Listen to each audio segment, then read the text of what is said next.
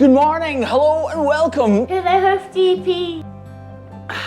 Today we're checking on a cow that caused a huge conversation on Facebook, with people asking why I didn't bandage this hoof.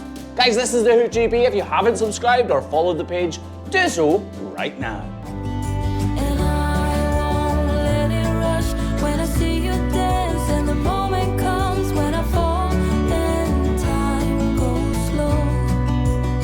I fall into you.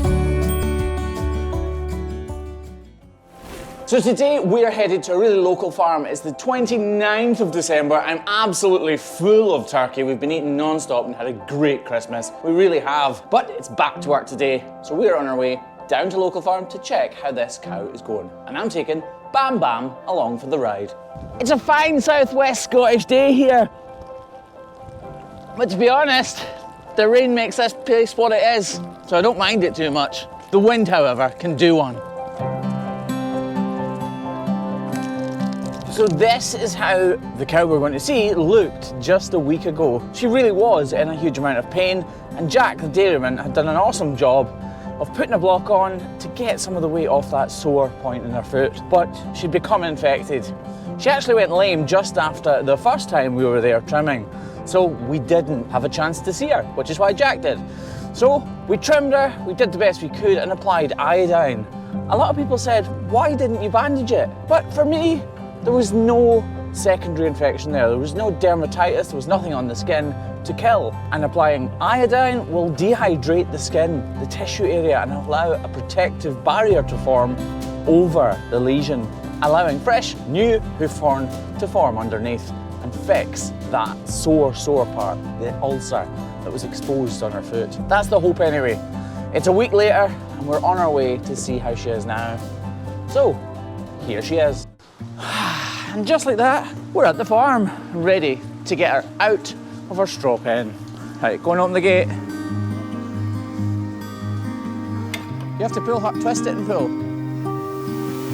That's it. Yes, well done. Do get some comments sometimes about me bringing the boys to work, or the kids, the children, the weans. I bring them because I think it's really important to spend quality time with them, but it also teaches them safety, especially around farms and all that kind of stuff. But not even just for the farms. It teaches them safety and discipline because they need to listen to me. Not that I'm harsh, because I'm not. Am I harsh on you? No. And I think it really kind of stand them well later in life. It definitely helped me growing up on a farm anyway. Stay close to me, hold my hand.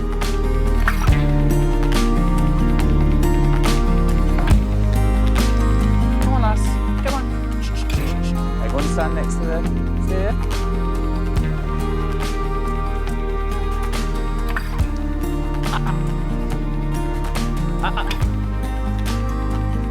You see, because she's been a bit lively, I'll put Campbell in behind the gate so he's safe. Right, in you go, mate. Stay still, Campbell.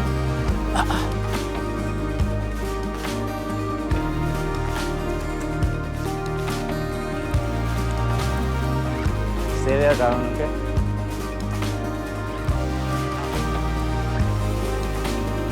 She's definitely quite a bit better. Clearly not better, but she is putting weight on it. If you look at this first video, she wasn't touching the ground. Come on, Campbell. Come this way, darling. Don't get me wrong, I didn't expect to turn up and her foot be totally healed. It's only actually been 6 days since she was trimmed. That's it, girl. On you go. Come on. That you moved on without me.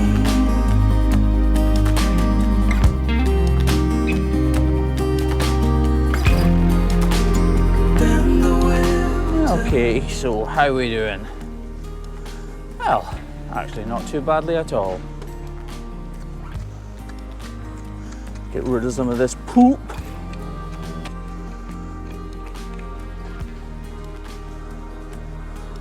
So here's how she was, and here is how she is today. Not fully healed, but definitely marginally better than she was. It's probably quite difficult to pick this up on camera, but this part of the hoof horn was really soft and squidgy, and not actually hoof horn. It was just the very beginnings of the construction of the hoof horn. and now it's really starting to harden up. She is putting weight on this foot now, which she wasn't before, and that's why this part of the block is starting to wear away. So we're going to replace this with 2 rubber blocks, because this will be a long-term problem. We're going to tidy all of this up and see how she really is doing once this part of the hoof horn is removed. There's still a little bit of heat in it, so there's a slight bit of infection, but it's coming back nicely. So let's remove that. So with the safety gear in place, it's time to remove that block. During the first trim, I didn't remove this block because I was confident there was no problems underneath, and I still am. I just want to replace a rubber block instead of that wooden one. I'll just BoviBond on a block like that. I only took that off because she'd worn away the front of it, by the way, and I wanted to double check there was nothing underneath it now. I was also asked why we didn't put half a wooden block on the toe of the affected or sore claw. And that may seem logical, and this is why training is absolutely essential for anybody hoof trimming cows' feet. You see, cows' feet are very complex and very clever things. They have a digital cushion. That digital cushion is made up of 3 tubes of fat that basically run the entire length underneath the sole. These 3 fat pads do a fantastic job of dissipating the pressure from every single step the cow makes. That means if we put a block on the toe of this foot, although the cow would initially step on that block, the weight would be transferred directly to the sore point of her foot and across the entire surface of that claw. On camera, that looks like it hasn't got any better, but it has, hasn't it? There's no doubt in my mind this is going to be a long and twisted road for the full recovery of this cow. And if I'm honest, I was a little hurt when people questioned that we didn't bandage this cow. Every single cow that I trim, no matter if they've a problem or no problem, is completely calculated.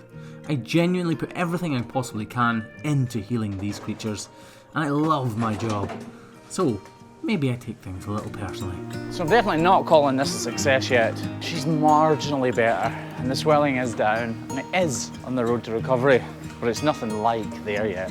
Good boy, shut the gate.